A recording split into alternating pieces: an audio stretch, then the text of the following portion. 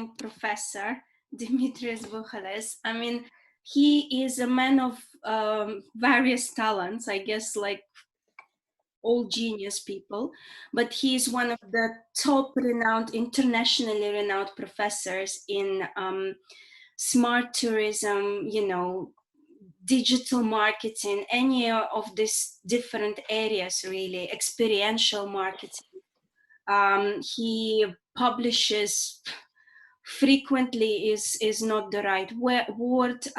He is editor, chief editor, isn't it, for the one of the best tourism academic journals, but it's also widely read, tourism management, widely read amongst practice. He constantly travels around the world, not now, but consults governments and industry, and I'm sure he's already the industry in touch about COVID-19 impact as well. But to be honest, Google him and you will find out a lot. I will advise you to follow him if you want to be in that industry, if you want to know more about the latest tech.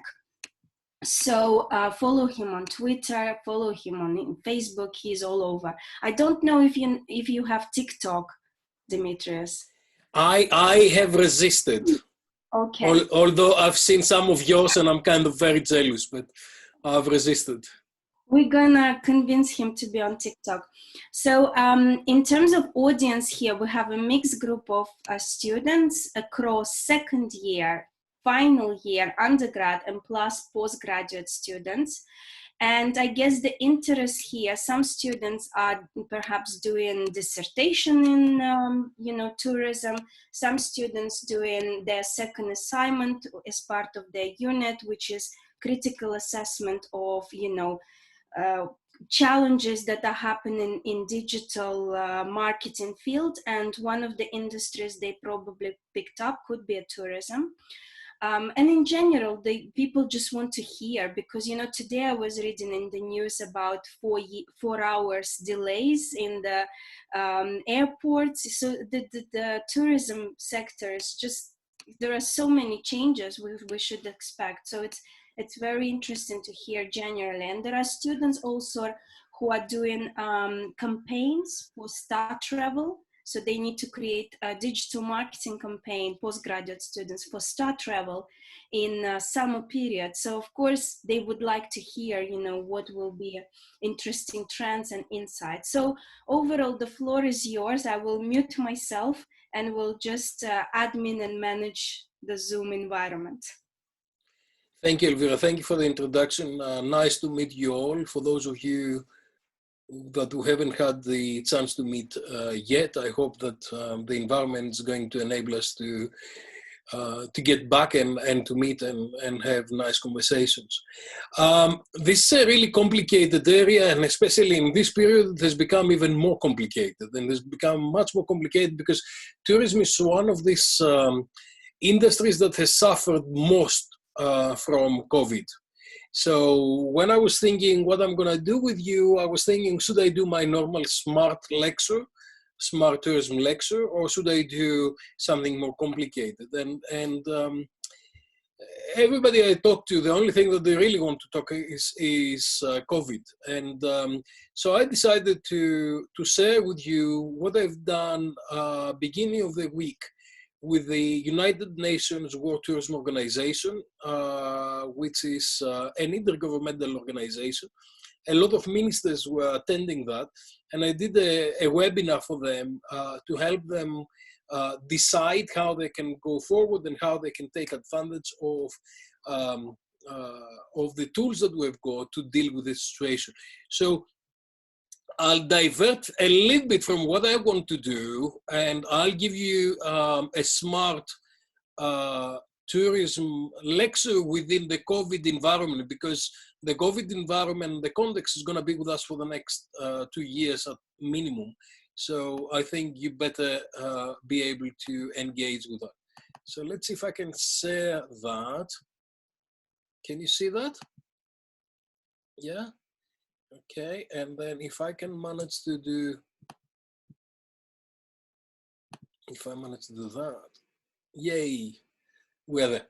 So basically, what I'm really interested in is smart and real-time tourism, and something that's called nowness and ambient tourism in the COVID era, because this is what is changing dramatically. Now, a lot of people don't necessarily understand tourism. So what we're trying to do in tourism is we're trying to develop competitive environments for destinations and also for organizations through differentiation in order to maximize the value that we co-create with customers. So in a very different way than a lot of other industries, customers in tourism are going to the products rather than the product going to the customer. And because it's a service industry, we can co-create value by engaging in conversation with people while they're there. So we need to enhance the reputation and the image of a place and a company, nurturing new business models. And we do that through innovation, investment, and wealth. And we're doing that through resource optimization and sustainability. And what we're ultimately trying to do is we're trying to maximize the value and the benefits that we create for all the stakeholders. It's a very complicated industry. It's a very complicated environment. So we really need everybody to come together, and we need everybody to share resources and get benefits out of that. And you can see publications as I go along. So I really want you to read those publications because there's not enough time to actually do what I'm doing. This is something I've done years and years ago in '95. I guess most of you were not born at that time. Elvira was probably a baby, but it was really when we were looking to how you are looking to tourism as a system.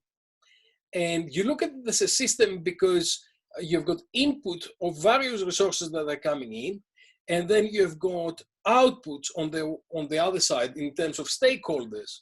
And what you're trying to do within that input is take travelers from the generating region to the destination region and co-create value with them. And it's influenced by market forces in terms of customers and who are the new tourists. It's influenced by human resources, sustainability, ethics, and social responsibility, but also quality management, technology, globalization, alliances, and value chains. It's quite complex kind of market forces that they're driving this. And then you've got the exogenous variables like demographics, legislation, European Union, global warming, social trends, economic realities, financial markets, international trade, technology, safety, security, that all of those things are providing the context of how we're operating. And of course, in the COVID situation, COVID comes along and all of these things are becoming much more complicated. So I created some years ago, I created this wheel of interest and responsibilities, if you like. So you've got 5 main stakeholders where you've got the host population, the tourists who are the key stakeholders, but then you've got the tourism enterprises, you've got the tour operators, and you've got the public sector and the government. And all of those are pushing one way or another to increase their interest and benefits, perhaps against the others, and to bring different kind of value to themselves. And what we are saying in this publication is that each of these partners has got responsibilities that they need to observe in order to be able to make the whole system operate on an equilibrium. And every time it's moving, but the wheel is operating by creating interests and responsibilities and making sure that they correspond with each other. And this is something that I created back in the very early 90s, which is really how you're taking different resources and you dynamic package them. So if someone would like to go on a holiday, they're looking different kind of information sources, and eventually they choose some attractions, some facilities, some accessibility in terms of how they're going to travel there, where they're going to stay.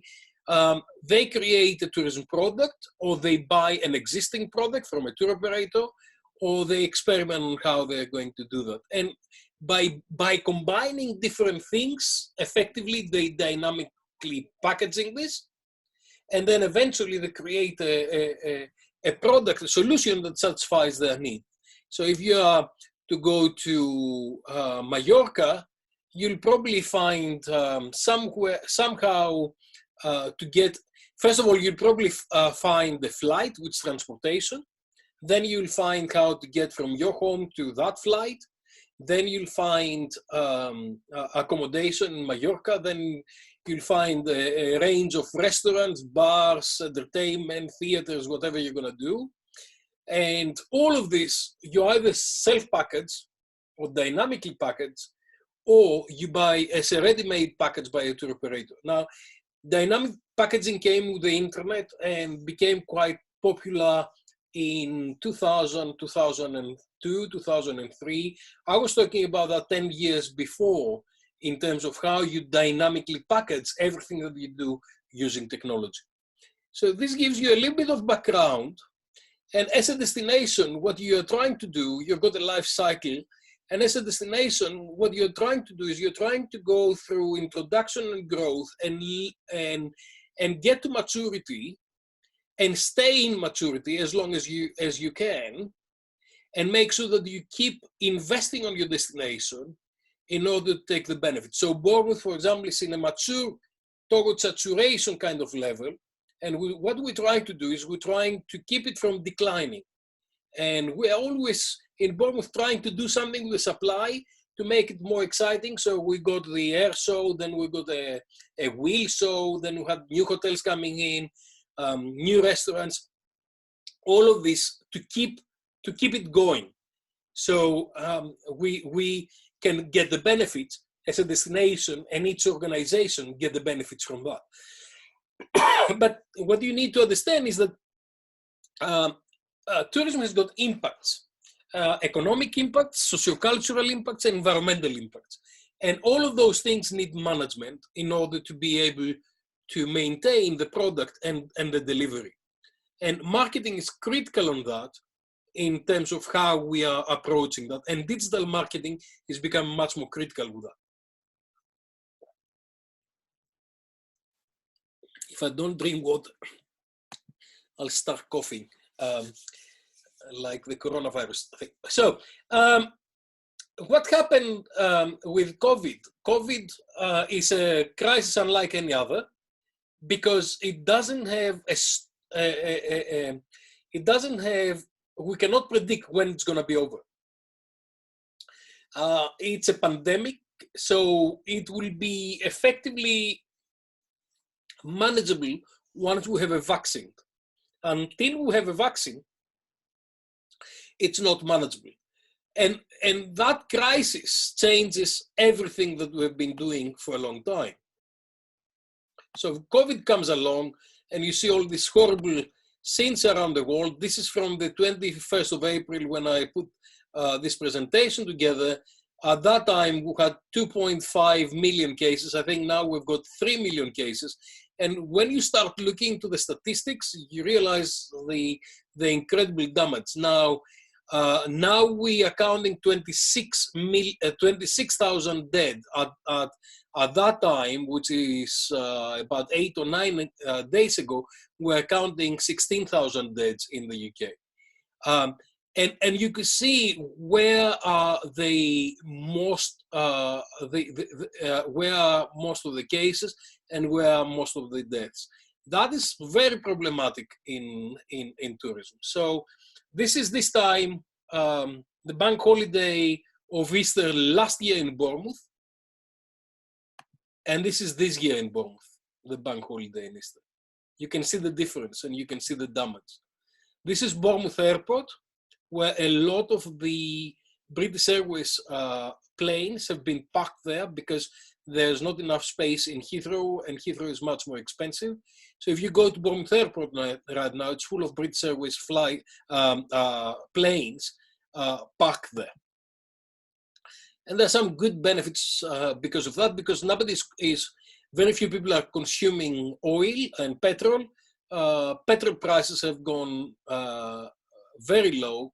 And on that particular day, on the 20th of April, it went to minus 37.63 per barrel.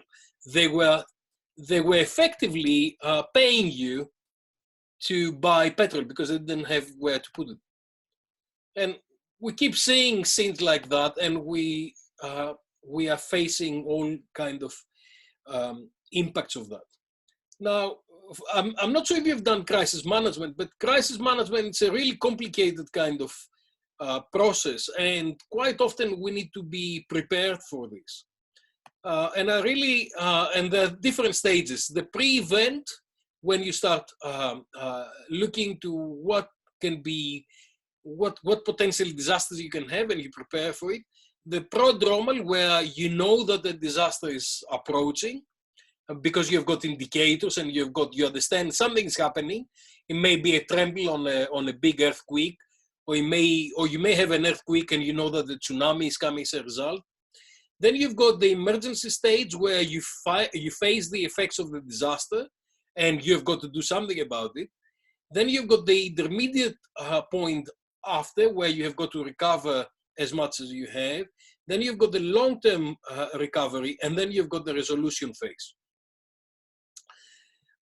We are currently on the emergency phase.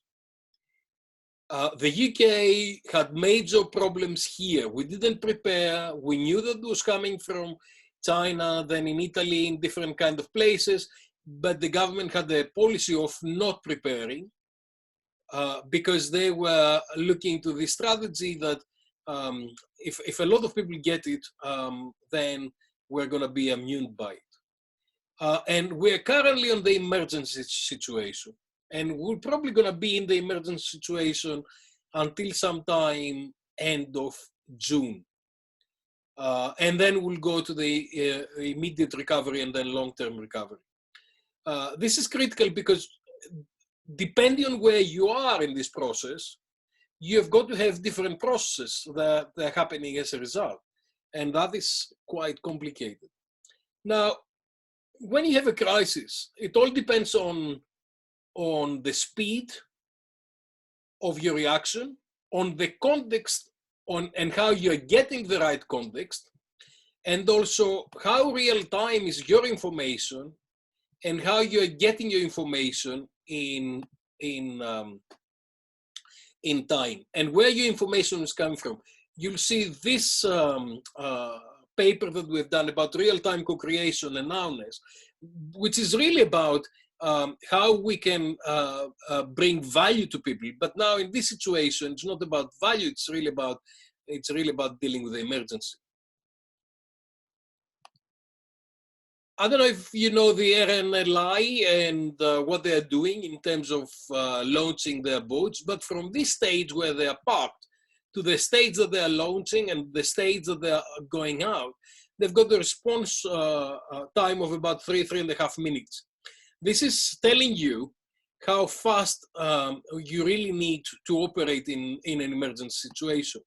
And we've got a lot of issues that are happening as a result. Now, when COVID happened, I was in Greece with my mother, and I was in a hospital for about 2 months. And because of that, I was really alert of what was happening with the virus and what was happening around.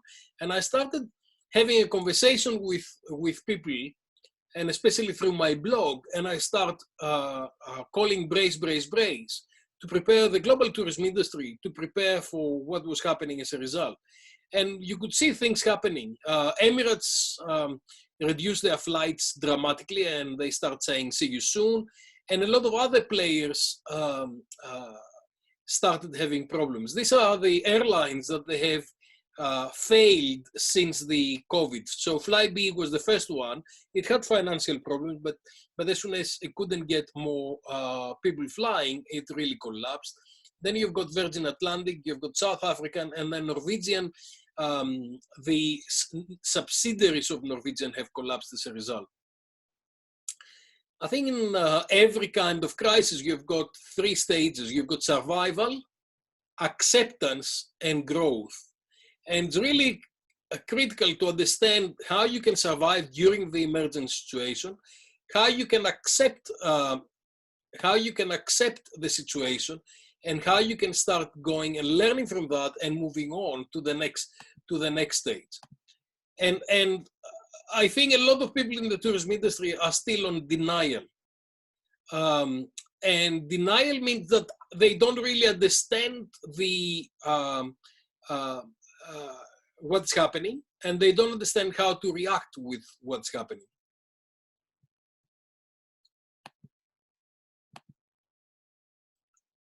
I don't have the time to play that, but it's a very nice video from Portugal that says, cannot skip hope, time to stop, so we can play again. So Portugal was the first country that came forward and said, look, we cannot really do something about it. Stay home, stay safe, and then when we're ready, we can prepare and travel again. And the World Tourism Organization came up and talked about solidarity, commitment, and support. And a lot of people came up trying to find a solution. I came up with 4 key words: humanity, solidarity, resilience, and leadership. And I said, look, at the time of emergency, we really need to demonstrate our humanity and resilience, and we really need to look after each other. And also, we need to show solidarity with our communities and provide information and provide support to our communities. And you need leadership. And I said, COVID is really about how we are going away from me to we, and how can we together show solidarity to take things forward.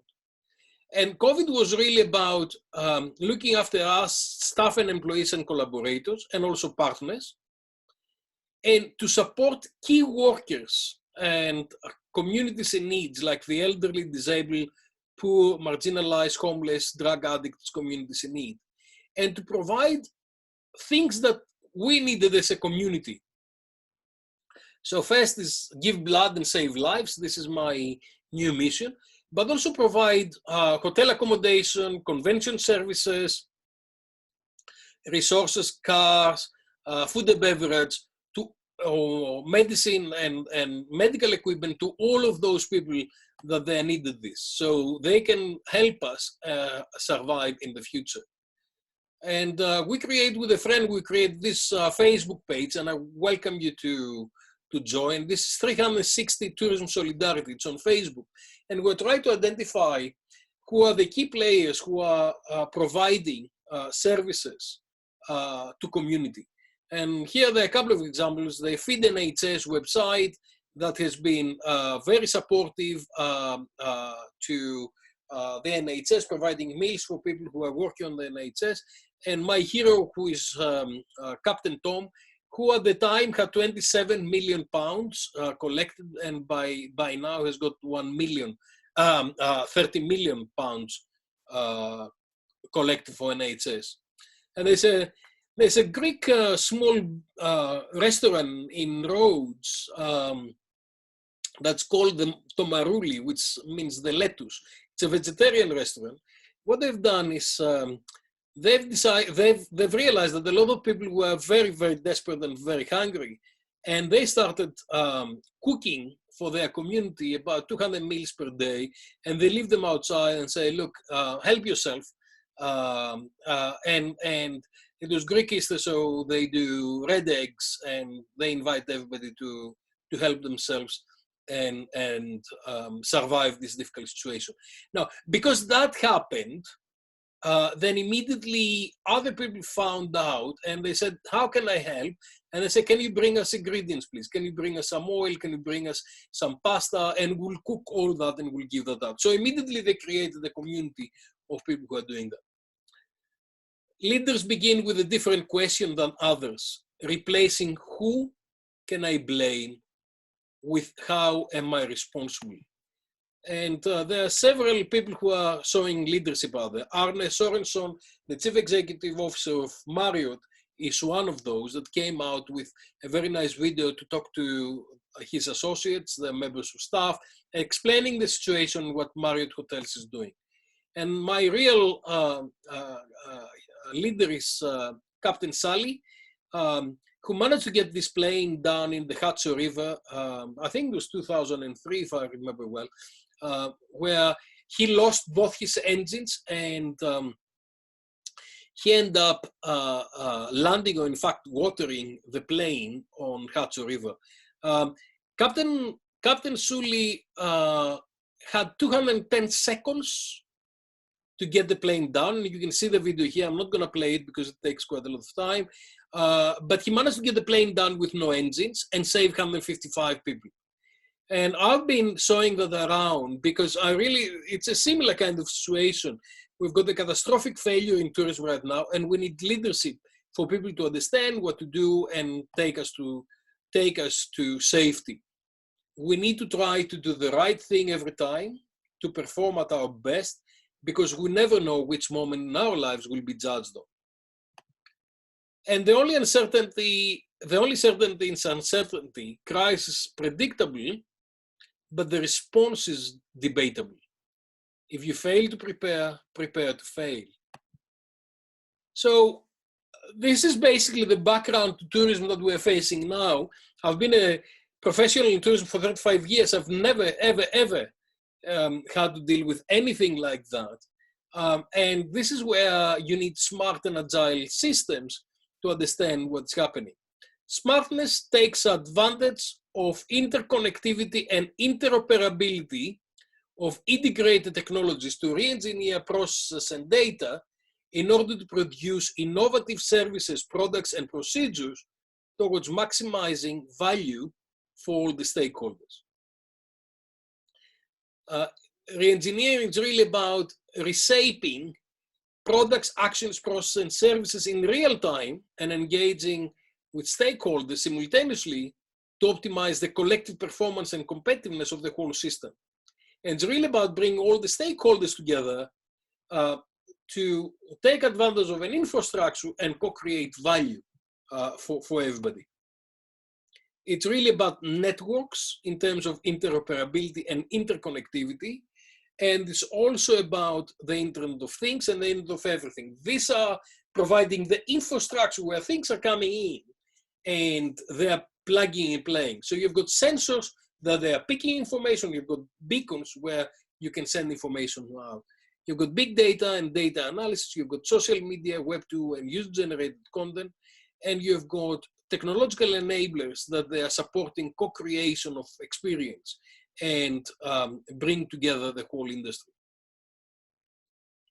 Now, for those of you who are traveling now and you're of that age, you're probably getting on a plane, you get on your phone and you find a lot of information as and when you need it. And a lot of information needs to be real time because it doesn't really matter what the situation was before. What really matters is what the situation is right now. Now, I don't know where you are right now, but where I am, it's raining. So I wouldn't really like to go out sightseeing because it's raining right now. Yesterday it was fantastic. And from what they're saying, the weekend will be wonderful. So a simple thing like the weather, it's changing the decision-making and what people would like to do and what kind of products they like to consume. Because of the coronavirus, nobody can go to a restaurant, but the restaurant can come to you. All this data, they're out there. So what I've been talking about for a while is we need something that's called nowness, understanding what is happening now and making sure that we're taking advantage of our context in order to create smart solutions. Smart solutions are primarily through personalization, contextualization, and co-creation of experiences.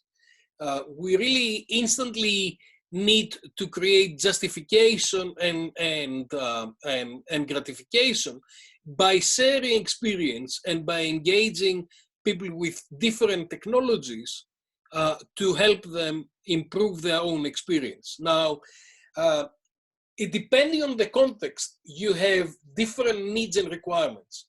So if Elvira and I are going out for a coffee, we may have very different needs than if Elvira is going out with your daughter and with your family. And so it's all depending on that particular moment and how this particular moment is actually engaging with people. Smartness is really about technology, is really about people, and it's about leadership, and it's really blending them together and looking into the economic actors and technological actors and the social actors, that they are coming together to co-create value within the ecosystem.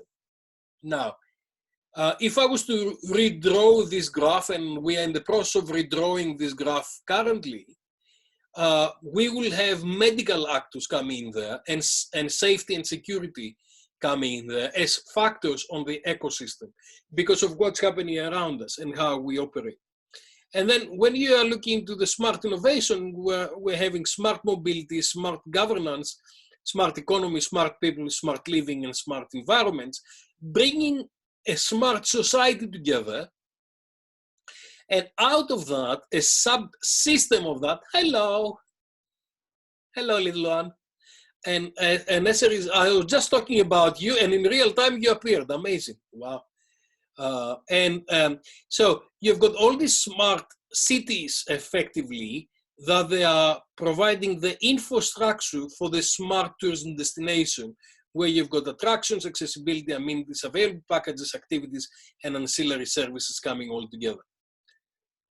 When you're looking to personalization, you're looking to how employees and companies are coming together with customers at this particular moment to create that personal encounter through personalized experience in real time. So in real time, we can deliver the kind of services that people like.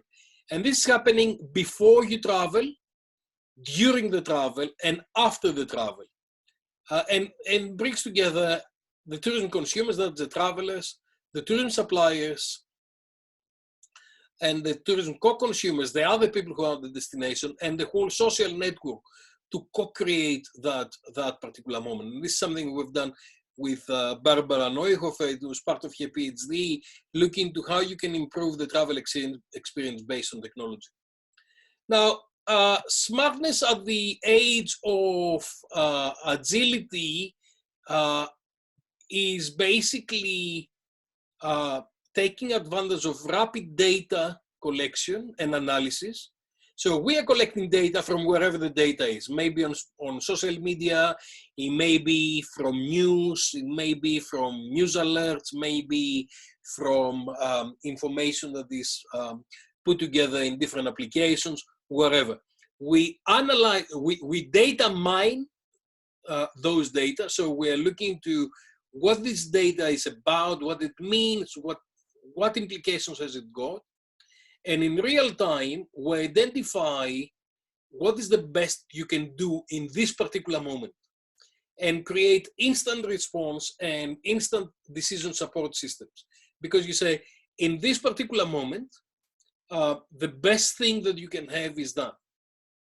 And the systems are proactive and reactive. They are proactive because they are prepared to look into particular kind of patterns, and reactive when things are happening that they are not necessarily planned, and they are constantly changing themselves to do something different. So let's say that you're going in Bournemouth, you're going for a walk, and all of a sudden it starts raining. So you may, if my system gets a prediction that 2 hours in advance that it's going to rain, I may send you a voucher and say, come to this coffee place to have a coffee, and I'll give you a cake for free. Or I'll tell you, come to this retail outlet because it's going to rain anyway, so you don't want to get wet, and I'm going to give you this particular discount or that particular thing.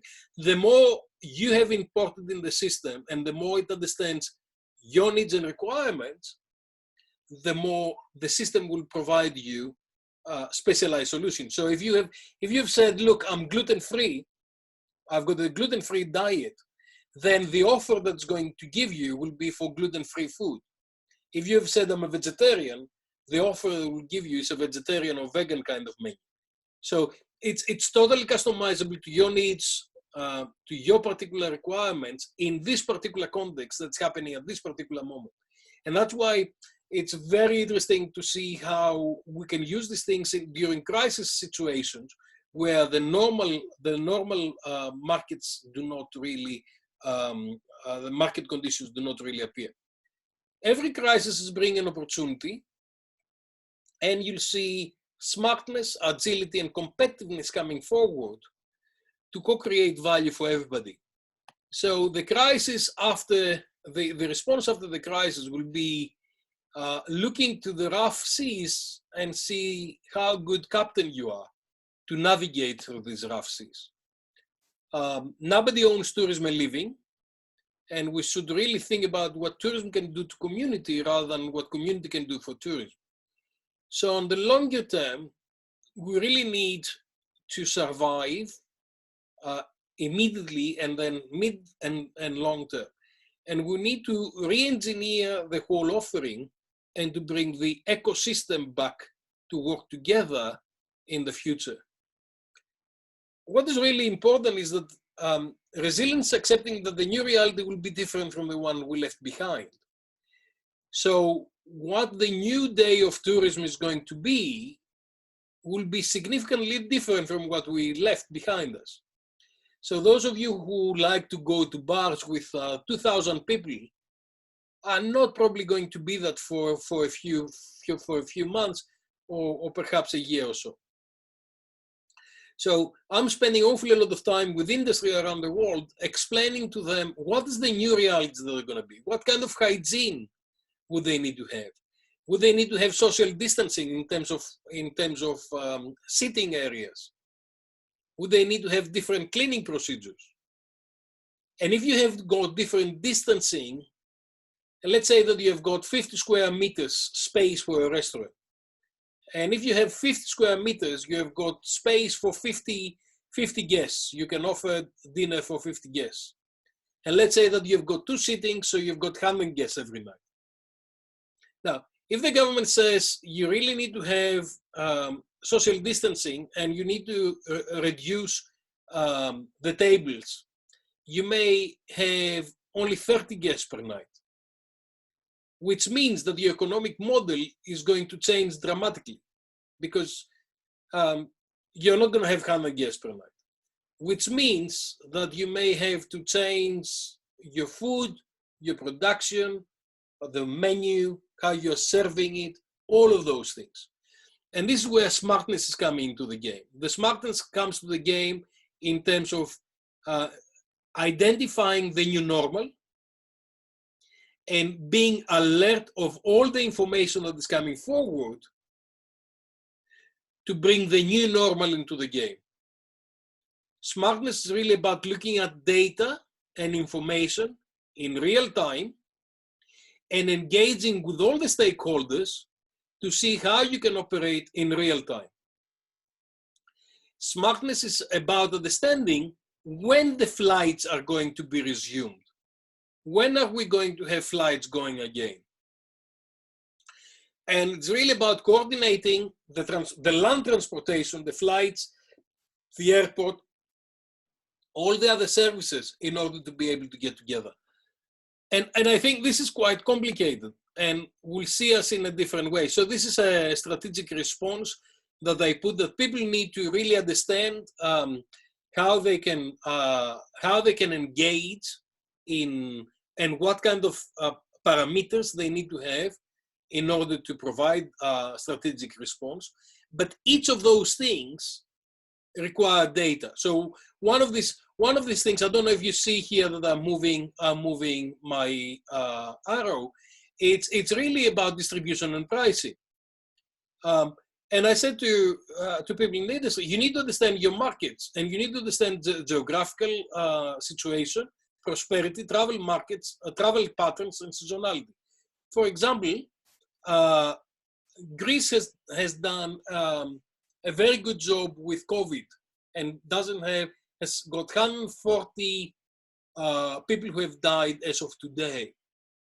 The US has done a really different strategy and has got about 70,000 people, if I remember well, of people who have died by today.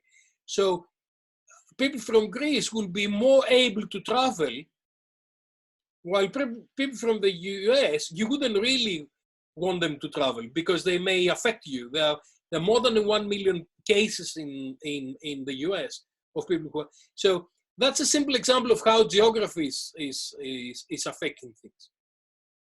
You really need to look into costs, risks, security, and all of those things. So each factor, each organization will really need to look at each of the factors and really need to engage in a conversation with all its value chain on how they can take advantage. I don't have the time to go through each of those, but it's quite complicated kind of model I'm developing. So ultimately, what you have is you have a situation where you've got the marketplace in the middle, you've got travelers on the one side, you've got the tourism industry on the other side, and you've got social media and connected devices, and you've got the internal context, which is about individuals, and the external context about what's happening around you.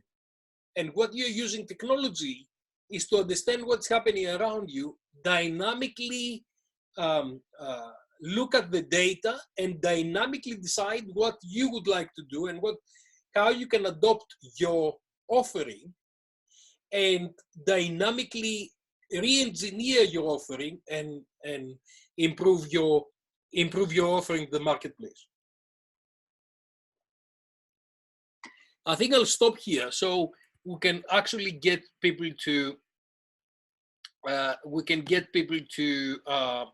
ask questions. I'll show you this for a minute, so you know where to find me if you really want to find me later. And then I will stop my sharing, and then we can look into the questions and we can see if there are issues that we would like to talk about. So I hope that was interesting for you. That is kind of occupying a lot of my time. Let me see, there's a question from Elvira. Do you think tourism industry can watch and learn today from social media conversations happening in order to reshape new practices and new solutions? Yes, and this is what's happening. One of the things that we're saying is in normal circumstance, because now we don't have normal circumstance, we say, look what's happening and listen to what's happening in real time, especially on Twitter and on Facebook, and see what people are discussing about. What is the context of what's happening? And sometimes there are opportunities because people may actually bring you specific ideas. There's something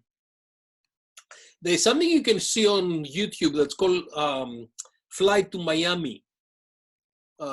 That's some years ago, KLM was starting a flight to Miami. But what happened was there was a music festival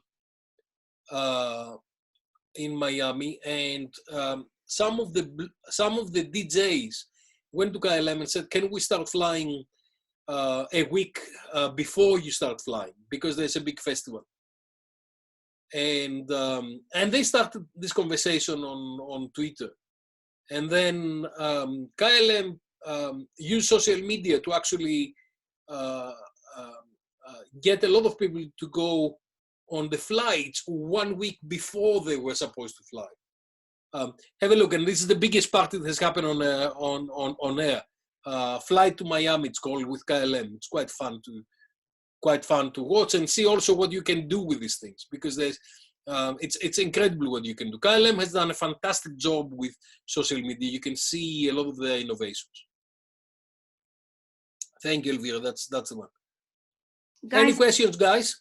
Yeah, any questions? I mean, I can, for some of my students who are doing this campaign planning for Start Travel, and their campaign will last from June to August. Of course, the campaign is basically about having conversation with Generation Z. What do you think will be what will be your advice about? I mean, I heard about community, so that could be a kind of, in a way, I don't know, an underpinning story behind. But what other things today travel companies could use in their messaging in order to stay relevant and not kind of make users angry? Yeah, you said in June. I think June is a long time away for the time being. I can tell you about now. And I came public in sometime in March, and I advise everybody, stop advertising. Please stop advertising. You cannot, when everybody is having such a terrible problems, you should not advertise. Consumers' mind is not about holidays. I know that we normally, January, February, we're booking summer holidays, but this year it's very different. So the message I came up with was, look, we share the suffering, basically. It's a very humanitarian kind of thing, solidarity. We share the suffering, especially, it depends also on the markets. In February, March, the UK didn't have any major impacts from coronavirus, but Italy was suffering massively. China had suffered already. So depending what's your target market, you come up with this kind of solutions and this kind of methods to support the target market in that particular time. So for the time being that we've got an emergency situation here, I think the only thing that we can say to people is, you know, if you are stuck at home and you've got kids at home and you need to entertain them, here is something, keep dreaming. That would be my message, keep dreaming. And I would have given them some kind of content or some kind of educational content to help parents to talk with their kids about different things. I don't know, Egypt, Greece, ancient history or something like that, to create talking conversations. We've got a lot of videos, we've got a lot of content.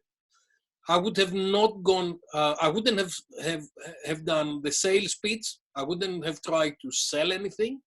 I would have provided talking points and things for the family. Some destinations are doing cooking with me kind of thing. Let's cook Portuguese food, let's cook Greek food. And you've got the time now and you've got something to do and you would like to learn something. It's that kind of touching point. And I said, you just need to put it out there and allow people to follow and engage or not engage. And some of the people couldn't really understand that. And I said, look, the reality is that someone is trying to go to the supermarket. They are waiting for 1 hour outside. They go in, they may not find pasta or flour, and they are getting frustrated. And the minute you start talking to them, okay, come to, I don't know, come to Denmark, they say, please leave me alone. Okay. But if you say, look, do you like to cook Danish cookies for your kids? Then you have got an engagement, then you've got someone who is coming together and you can do things. I've got 2 questions here from Catalina. You gave us some positive examples of tourism companies reacting to COVID and helping the community. Did you encounter any negative examples from companies that can serve as lessons? I think there are 2 or 3 major issues right now, and it's primarily service marketing and service management. The biggest issue that we've got right now is refunds. Because a lot of people have made already bookings and their flights are cancelled or their holidays are cancelled or whatever, it's cancelled already because there are restrictions and the government does not allow people to travel, or they don't want to travel. Let's say that you've booked from now for September, but the conditions have changed. You're really afraid to get on a plane, or you're really afraid to go to Spain because of what has happened, or you've lost your job, or you work as a plumber and for 3 months you didn't have any income. So your context has changed. It's nobody's fault, but the context has changed. There's a big issue right now in the travel industry where a lot of the tourism and tourism companies and airlines are asking customers to accept a voucher for the next 18 months and reschedule. A lot of customers do not want to do that because their financial situation has changed. the government is in two minds here, because on the one side, the customer rights means that they need to get refunded. On the other side, most of the airlines and tour operators and a lot of other companies are almost bankrupt, either bankrupt or almost bankrupt, which means that if the government does not support the voucher idea, you wouldn't have British Airways, effectively. You wouldn't have Lufthansa. So there's a lot of issues right now where the companies are doing the wrong thing, or some other issues that have come. It's not really about bad decision making, but it was not real time. So they went to automatic pilot. So they were advertising as normal for this time, and they're wasting money down the drain. And in fact, they were very offensive, because people were kind of saying, look, you're so insensitive, you don't understand what I'm going through. And I think those are the two very obvious examples where companies have done the wrong thing. Having said that, you know, a lot of British Airways staff, a lot of Virgin, Atlantic and EasyJet staff have gone to the Nightingale hospitals as volunteers, and they're helping in curing people. So there are a lot of things that are happening out there. So Sonia says, given the impact of COVID to the tourism industry, how do you reckon that the hospitality industry will manage to recharge effectively, and what should look out for now that we are graduating and looking for jobs in the industry? That's a question that I'm asked every single time. So there are two questions there. One is what the hospitality industry should be doing. And those of you who have got time, you should look into my YouTube channel, because I've got quite a lot of information out there, and I've done a lot of interviews all the time. Some of them are in Greek, I'm afraid, but some of them are in English. And what I'm saying to people is to do exactly what I was telling you today, to be smart, understand the information. So a big conversation that we've got currently with especially all the seasonal hotels in the south is whether they should open or not. Should those hotels that they are normally open in May and they are currently closed by governments, should they prepare to open? Should they employ new staff? Should they do ordering? Would they be able to open? And I keep saying that depends on where you are and what's your context. So in the Greek situation, if you are on the Greek islands, it's probably going to be very, very difficult to operate this year, because it's very unlikely that you're going to have charter flights. But when I'm talking to the hoteliers in Bournemouth and the restaurants in Bournemouth, a lot of people will drive to Bournemouth and go to hotels in Bournemouth and go to restaurants in Bournemouth. So if I'm right, I think Bournemouth this summer, given if the government allows it, we'll have a fantastic July and August. And if the weather is good, those 2 months will be critical for the companies to actually recover a lot of the loss. Now, one of the big issues that they've got right now, because I'm talking to the hoteliers and the tourism industry non-stop, is there's a betting situation, because they're getting bookings. But what price should they get on the booking? Should they go very expensive and cream the market and compensate for the 3-4 months that they are closed? Or should they sell at normal prices and see what happens? Or should they keep their rooms until the very last moment, 1 or 2 or 3 weeks before opening, to manage the situation?